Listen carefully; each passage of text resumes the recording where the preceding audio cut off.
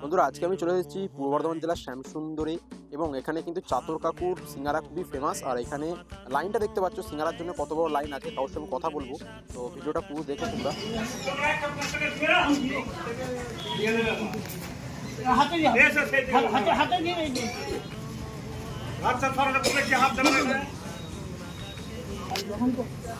সিঙ্গারা কত করে? সিঙ্গারার মধ্যে কি কি দেওয়া হচ্ছে? মশলা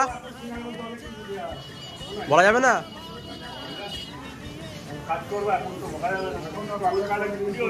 পরে